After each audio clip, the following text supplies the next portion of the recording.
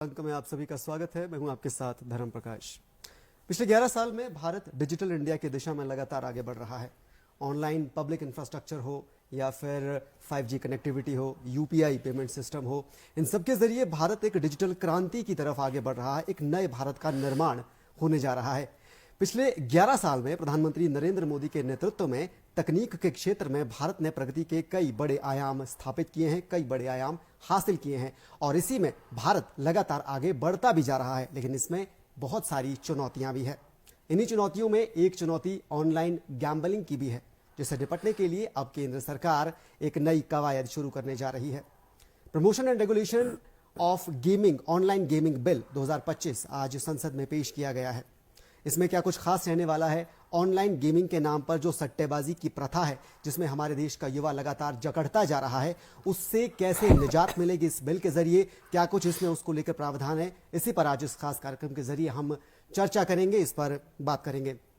चर्चा के लिए खास मेहमान हमारे साथ आज स्टूडियो में मौजूद हैं। हमारे साथ प्रोफेसर शशिकांत जी हैं, हिमाचल विश्वविद्यालय में पत्रकारिता विभाग के विभागाध्यक्ष हैं, और साथ ही साथ हमारे साथ प्रकाश पंत जी हैं, दूरदर्शन केंद्र शिमला के समाचार के सहायक निदेशक के पद पर आप हैं। और इन दोनों ही मेहमानों से इस विषय पर आज हम चर्चा करेंगे, जानने की कोशिश करेंगे कि केंद्र सरकार की ये पहल कितनी कारगर है, क्या क्या इसमें वो खूबियां हैं जिसकी अब तक दरकार थी, और ऑनलाइन गेमिंग का जो पूरा इंफ्रास्ट्रक्चर है इंडिया में, उसको कैसे ये एक नई दिशा प्रदान करेगा। क्या क्या इसमें जो सुझाव हैं और क्या क्या इसमें जो नियमावली है वो बनने जा रही है इस बिल के जरिए, विधेयक के जरिए। प्रोफेसर शशिकांत जी, आपसे हम शुरुआत करेंगे।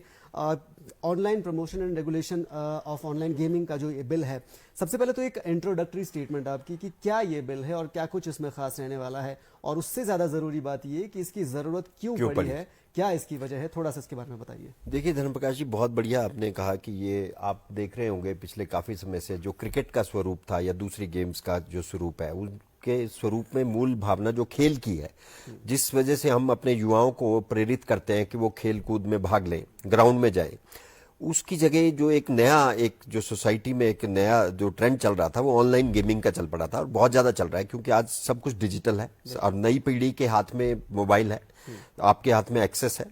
तो उसके जो दुष्प्रभाव अब धीरे धीरे सामने आ रहे हैं, उनमें से एक बहुत बड़ा दुष्प्रभाव जो था वो ऑनलाइन गेमिंग का था, और जिसको कि सट्टेबाजी ने बहुत ज्यादा प्रमोट किया, आपने देखा। तो जब तक तो वो गेम के तौर पे चलता रहा तो उसे स्वीकार किया गया, सोसाइटी ने उसको एक्सेप्ट किया, लोग भी उसमें इन्वॉल्व हुए।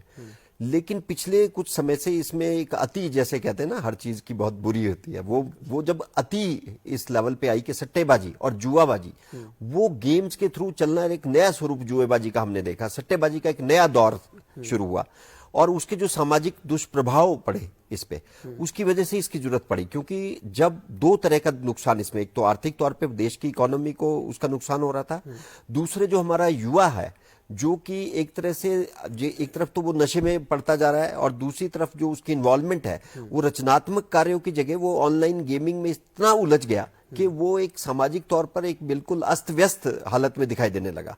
तो इसका एक आने वाले समय में पूरे देश की पीढ़ी बर्बाद होने लगी, और परिवार कई बर्बाद हुए जिन्होंने जुएबाजी ऑनलाइन, क्योंकि बहुत आसान है, कहीं आपको जाना नहीं है, आपने मोबाइल से करना है, और जो एक इन्वॉल्वमेंट थी इस लेवल पे होने लगी कि ये खतरनाक, अगर आप देखें तो बहुत ज्यादा साइकिट्रिस्ट जो हमारे मानसिक रोगियों के जो केस थे वो भी बढ़ने लगे, और चेताया गया समाज को कि अगर ये नहीं रोका गया तो समाज एक ऐसी गर्त में जाएगा कि जिसको निकालना बहुत मुश्किल होगा। उसके बाद आपको पता है कि किस तरह से आजकल वैश्विक शक्तियां जो भारत के खिलाफ है, आप देखें वो भी एक पहलू है कि जो देश को कमजोर करना चाहती हैं शक्तियां, वो इन चीजों को और बढ़ावा देती हैं, उसमें वो हवाला के जरिए पैसा डालती हैं, वो इस तरह की कंपनियों को प्रमोट करती है जो हमारे युवाओं को बिगाड़े, जो हमारे मानसिक स्तर पर युवाओं को दिवालियेपन की तरफ ले जाए। तो जब ये सारी स्थिति इतने भयंकर स्टेज पर आ गई तो इस पर एक चर्चा छिड़ी पूरे देश में कि ये क्या, इसको किस तरह से कंट्रोल किया जाए, कैसे लोगों को एक तरह से जागरूक किया जाए, और जागरूकता के साथ साथ कोई कानूनी एक इस तरह से इसमें एक ऐसा एक कानूनी तौर पे एक ऐसा प्रावधान किया जाए कि कानूनी तौर पर भी इसे अवैध घोषित किया जाए। तो जिस तरह से आपको याद होगा, अब तो हिमाचल ने लॉटरी को फिर से शुरू कर दिया है, लेकिन किसी समय में ऐसी ही स्थिति थी जब हिमाचल में लॉटरी को बैन किया गया था, वो अलग थोड़े से, तो सेम सिचुएशन इसमें पैदा हुई है। और अब सरकार को लगा है, हालांकि ये आज इंट्रोड्यूस हुआ है और मुझे लगता है पास भी हो गया शायद अभी लोकसभा से, तो अगर ये बिल जैसे आया है तो ये एक इनिशियल स्टेज का बिल है। एक तरह से मैं समझता हूं कि कानूनी प्रावधान बहुत अच्छे हैं इसमें। इसमें 2-3 तरह के प्रावधान है जिसपे हम अभी चर्चा करेंगे, और बड़े इंपॉर्टेंट प्रावधान है जिससे कि इसको रोका जा सकेगा। इसमें जुर्माने का प्रावधान है, 3 करोड़ तक का जुर्माना, 1 करोड़ से शुरू होगा, 50 लाख से शुरू होगा, 3 करोड़ तक जाएगा। सजा भी है इसमें जो लोग इन्वॉल्व होंगे अवैध तौर पे, और वो आपकी प्रॉपर्टी जो आपकी इस गेम्स में इन्वॉल्व होगी, जैसे आप इंफ्रास्ट्रक्चर होगा, वो भी जब्त किया जा सकेगा।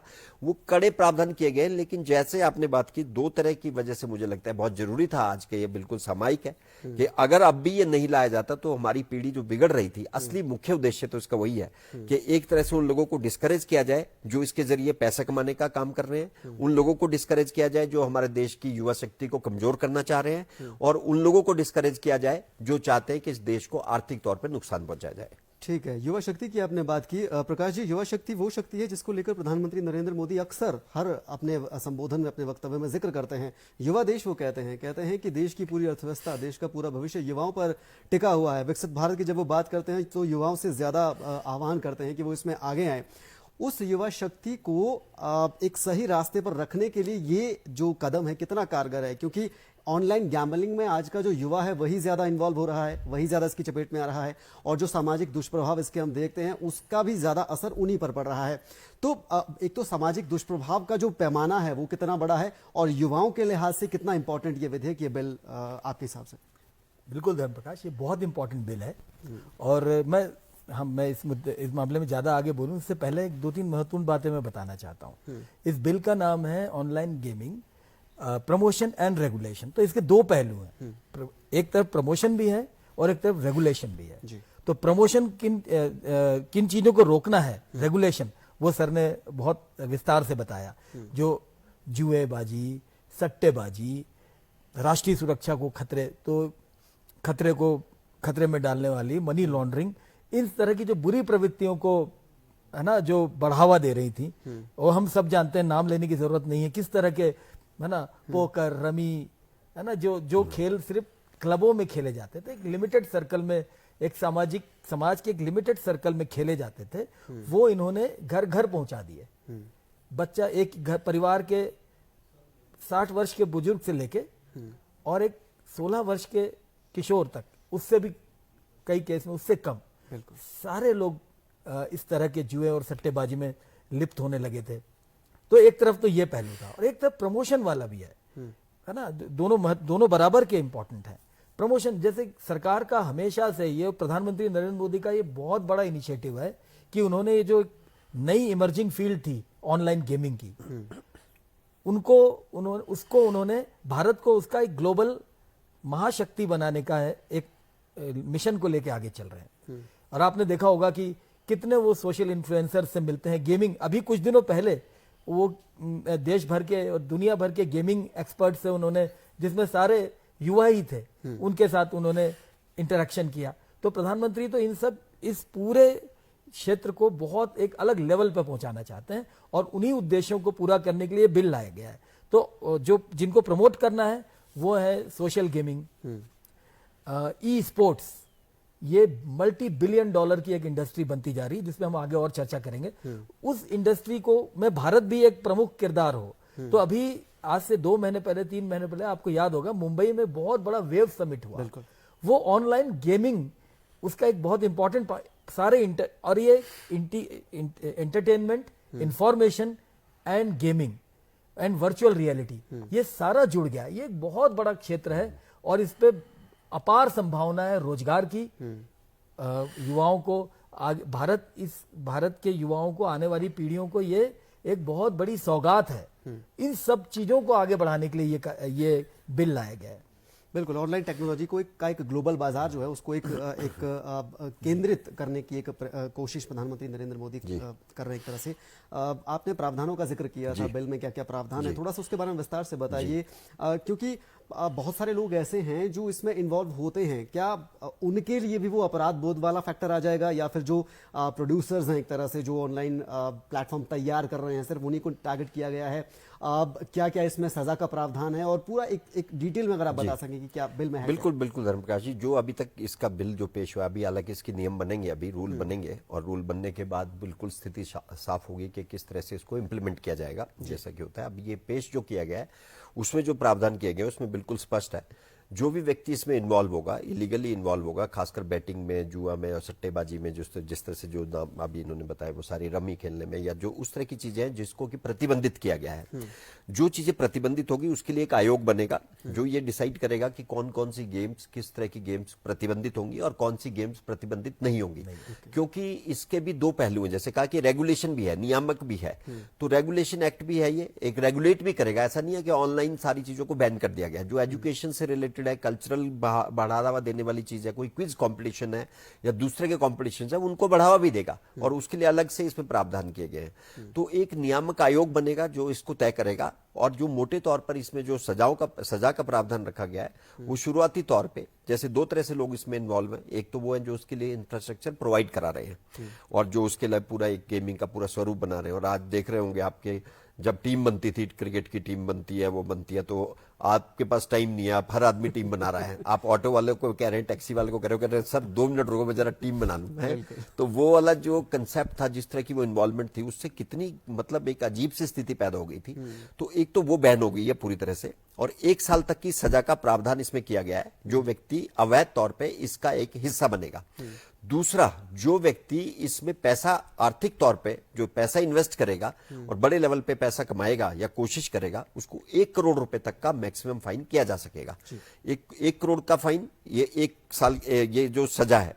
उसके अलावा जैसे आपने देखा होगा कि बहुत सारे सेलिब्रिटीज इसमें इन्वॉल्व थे कि वो इनको प्रमोट करते थे कि इस तरह की आप खेलें और इसको आगे बढ़ावा दें, तो उनपे भी इस एक्ट में प्रावधान किया गया है कि वो इस तरह का प्रचार ना करें, और अगर वो मीडिया में किसी भी तरह से इसका प्रचार करते हुए पाए गए तो उनको 3 साल तक की सजा और साथ में 2 करोड़ रुपए तक का जुर्माना होगा। और अगर कोई बार बार ये अपराध करता है, अगर ये अपराध एक बार किया गया तो उसको उस नियम के कानून के तहत ये सजा होगी जो मैंने अभी बताई। अगर वो दूसरी बार या तीसरी बार रिपीट करता है तो वो प्रावधान जो है वो 3 करोड़ रुपए तक का फाइन उस पर चला जाएगा और सजा भी उसकी बढ़ जाएगी। बहुत बड़े बड़े चेहरे भी इसमें हम देखते हैं, एडवर्टाइजिंग जो पूरी इंडस्ट्री है उसमें, क्या उनके लिए भी ये नियामक प्राधिकरण लागू? बिल्कुल, आज के बाद जैसे ये बिल अब देश में लागू होगा, अगर इस तरह की किसी विज्ञापन में या किसी भी उसमें आपको अगर नजर आया प्रमोटर, तो मुझे लगता है वो एक फटाफट सबसे पहले, क्योंकि ये तो डिजिटल प्लेटफॉर्म है, आप इसमें छुपा भी नहीं पाओगे, तो वो एग्जाम्पलरी भी होगा। मुझे लगे सरकार ढूंढ रही होगी ऐसे लोगों कि जो एक बार करें और सरकार उस पर कार्रवाई करे, एग्जाम्पल सेट हो जाए। सिनेमा जगत के सुपरस्टार, खेल जगत के सुपरस्टार, सब लोग इसमें इन्वॉल्व, वही बड़ी हस्तियां जो है। बिल्कुल। अब सर करीब 3 बिलियन डॉलर का ये पूरा बाजार है, 32,000 करोड़ के आसपास का बाजार है इंडिया में ऑनलाइन गेमिंग का, अगर हम बात करें। और जब मैं बिल का एक कॉपी जब मैं पढ़ रहा था तो उसमें जिक्र है चांस बेस्ड गेम्स और स्किल बेस्ड गेम्स। बहुत सारी गैम्बलिंग एप्स ऐसी हैं, गेमिंग एप्स, जो अपने आप को स्किल बेस्ड प्लेटफॉर्म बताती हैं कि हमारा तो जी ये तुक्के से बाजी से कोई लेना देना नहीं है, हम तो ये तो एक कला है कि जिसमें ये जो इस कला में माहिर है वो इसमें आगे जा सकता है। तो ये क्या ये 2 अलग अलग सेक्टर हैं इस बिल के अकॉर्डिंग, और दोनों के लिए अलग अलग प्रावधान है, या फिर ये एक जॉइंट बिल है दोनों के लिए? थोड़ा सा इसके बारे में विस्तार से मैं स्पष्ट करना चाहूंगा। ये आपने बिल्कुल सही कहा कि उसमें ये इस बिल में जिक्र किया गया है कि हम जो स्किल बेस्ड गेम्स हैं उनको प्रमोट करना चाहते हैं, और जो मनी एंड चांस वाले हैं, गैम्बलिंग है, उसको। लेकिन ये डिसाइड, जैसे आप, मैं समझ रहा हूं आप क्या कहना चाह रहे हैं। आप ये कहना चाह रहे हैं कि कोई थोड़ा सा ज्यादा होशियार निकल गया और वो अपने ऐप को और अपने गेम को ऐसे प्रमोट करे कि ये तो स्किल बेस्ड है, तो ये तो बैन लिस्ट में नहीं आना चाहिए। तो ये उसका डिसीजन नहीं होगा, ये उस नियामक आयोग का डिसीजन होगा जो भारत सरकार बनाने जा रही है, जो डिसाइड करेगी कि भाई वैसे तो टीम बनाने में भी स्किल लगती है, लेकिन साथ में उसमें सट्टा भी तो है बिल्कुल। इन्वॉल्व और है। इसमें मैं आपको धर्मप्रकाश जी बहुत अच्छी बात इन्होंने कही, इसमें एक बढ़िया एग्जांपल आप निशानेबाजी का ले सकते हैं, तीरंदाजी का ले सकते हैं आप। अगर हम देखते हैं कि उसमें ओलंपिक में आपको मेडल मिलता है, लेकिन तीर अगर मैं आपको मारूं तो वो एक दूसरी श्रेणी में आएगा। तो वो बिल्कुल वैसा ही तीर है ये, कि आप इसको किस तरह इस्तेमाल करते हैं। देखी जाएगी, बिल्कुल निशाना कला देखा जाएगा। अपनी बात पूरी करें। हाँ, तो वो मैं यही कह रहा था कि ये डिसाइड करने का जो पूरा अधिकार है उस आयोग को रहेगा। ओके। और इसमें मुझे लगता नहीं है बड़े सख्त नियम बनाए जाएंगे। अभी लोकसभा में आज पास हो गया है और मेरे ख्याल से कल या इसी सत्र के दौरान राज्यसभा में पास हो जाएगा और जल्द ही राष्ट्रपति इसको अपनी कंसेंट दे देंगे, क्योंकि ये पूरी संसद में इस पर कोई ज्यादा विरोध नहीं हुआ। छुट्टा मुट्टा एक दो जो है तो मुद्दे उठाए गए, लेकिन बड़े आसानी से ये पास हो गया। तो इसका मतलब इसमें बाई पार्टीजन अप्रोच है, सारे दल सहमत है, क्योंकि ये समाज के भले के लिए जाहिर तौर पर है ना, हमारी पीढ़ी के नुकसान हो रहा है इससे, इसलिए तो इसलिए इसको ये बहुत जल्दी बनेगा और बड़े सख्त कानून बनेंगे और बड़े अच्छे कानून बनेंगे, ऐसी उम्मीद की जाती है। अब प्रमोशन का जिक्र किया सर ने, क्योंकि बिल का नाम ही है regulation and promotion of online gaming. अब ई स्पोर्ट्स की इंडस्ट्री जो इंडिया की है, जिसमें कि जो नॉन ट्रांजैक्शनल है, जिसमें कि फाइनेंस इन्वॉल्व नहीं है, उसको बेहतर बनाने के लिए, उसको स्ट्रेंथन करने के लिए कितना इंपॉर्टेंट रोल ये बिल प्ले करेगा। और आने वाले वक्त में इंडिया में ऑनलाइन गेमिंग का जो एक प्लेटफॉर्म ई स्पोर्ट्स के जरिए हम देखें तो वो कितना मजबूत हो पाएगा इससे। देखिए धर्मप्रकाश जी, बिल्कुल आपने ठीक कहा। इसके जरिए पहली बार एक ऐसा हुआ है कि अभी तक ऐसा बात नहीं है, इसके पॉजिटिव एस्पेक्ट्स भी हैं, नेगेटिव भी है, जैसा कि हमने कहा। और जो पॉजिटिव है वो भी इस देश में बहुत अच्छी तरह से इस्तेमाल हो रहे हैं। तो सरकार ने इस बात का बिल्कुल ध्यान रखा कि कहीं बिल इस तरह से जल्दबाजी में आ जाए और उसकी आड़ में कहीं जो पॉजिटिव चीजें हैं वो भी बैन हो जाए। क्योंकि कई बार ऐसा होता है कि कोई दवाई अगर आपको, जैसे डिप्रेशन की दवाइयां हैं, अगर वो नशे के तौर पे इस्तेमाल हो रही है तो सरकार उनको बैन रखती है, लेकिन पूरा बैन नहीं करती। साथ में उसको रेगुलेट किया जाता है कि जिसको जरूरत है उसी को मिले। तो सरकार ने इसकी जरूरत के हिसाब से इस बात को पूरा बढ़ावा दिया है और बढ़ावा देने का काम भी यही बिल कर रहा है। सबसे खासियत, खूबसूरत बात जो शुरू में इन्होंने कही कि इस बिल की खूबसूरत बात यह है कि ये दो तरफा बिल है। एक तरफ तो उसको बैन कर रहा है जो इलीगल चीजें होनी चाहिए, और दूसरी तरफ उसको प्रमोट कर रहा है।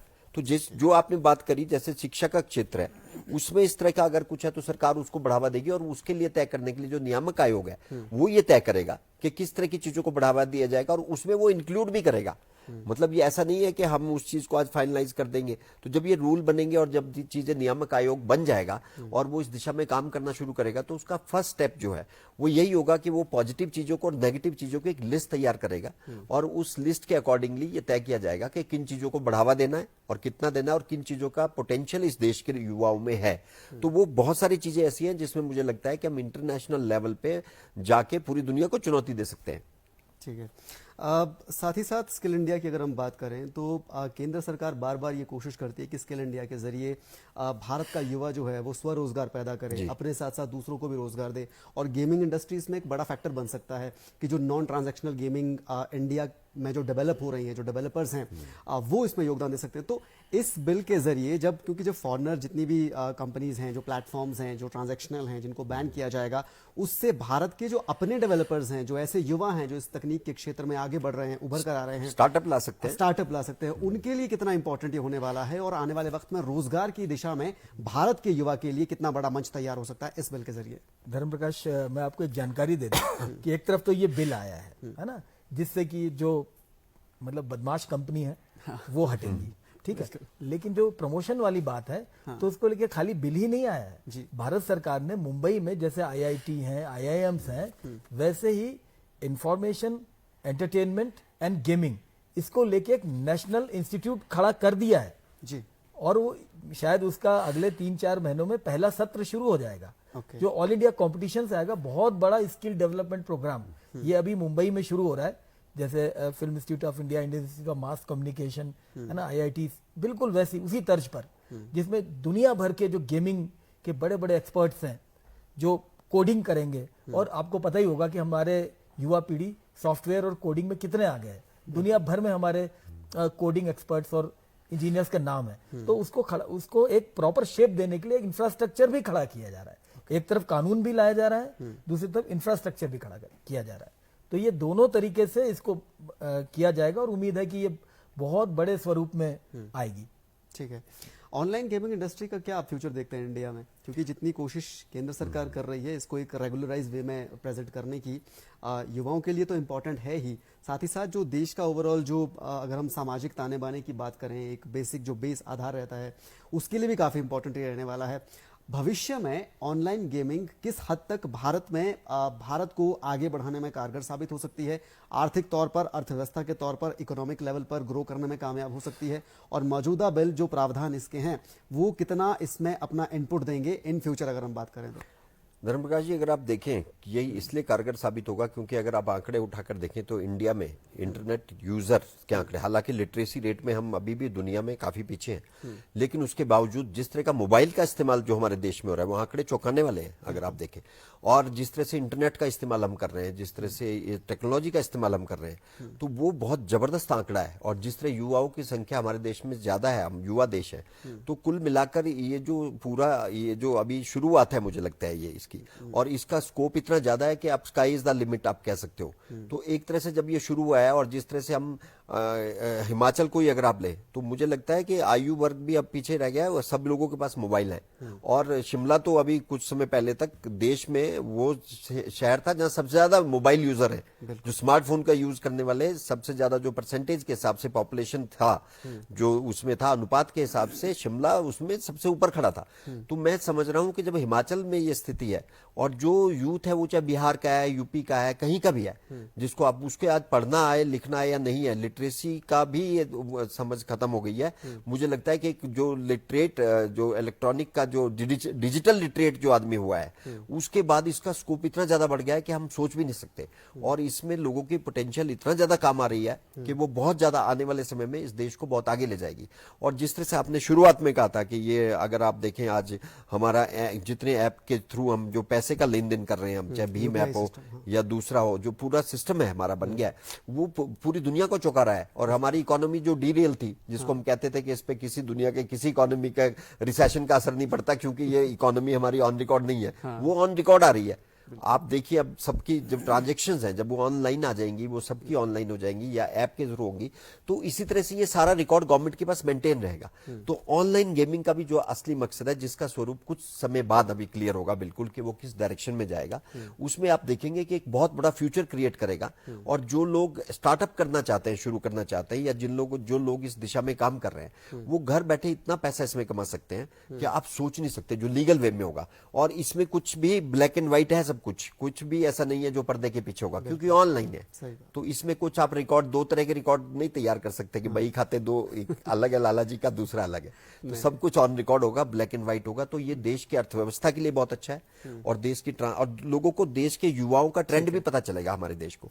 जाहिर तौर पर डिजिटल इंडिया की दिशा में एक बेहतरीन कदम यह साबित होगा। और ऑनलाइन गेमिंग का जो पूरा इंडिया में इंफ्रास्ट्रक्चर है उसको रेगुलराइज करने के लिए और उसको बेहतर तरीके से प्रेजेंट करने के लिए, इस्तेमाल में लाने के लिए एक बहुत ही बेहतरीन पहल केंद्र सरकार ने की है। संसद में बिल पेश हो गया है और पास भी शायद हो गया है। इसके बाद आने वाले दिनों में भारत में जो गेमिंग इंडस्ट्री है, ऑनलाइन सट्टेबाजी के नाम पर जो गेमिंग इंडस्ट्री चल रही थी, उस पर लगाम लगेगी और एक बेहतर तरीके से ऑनलाइन गेमिंग प्लेटफॉर्म तैयार हो पाएंगे भारत के युवाओं के लिए, भारत की आने वाली पीढ़ियों के लिए। आप दोनों मेहमान इस खास कार्यक्रम में शामिल हुए, अपने विचार साझा किया, आपका बहुत बहुत धन्यवाद। और आज की बात के इस खास पेशकश में, खास कार्यक्रम में अभी के लिए फिलहाल इतना ही। इजाजत, नमस्कार।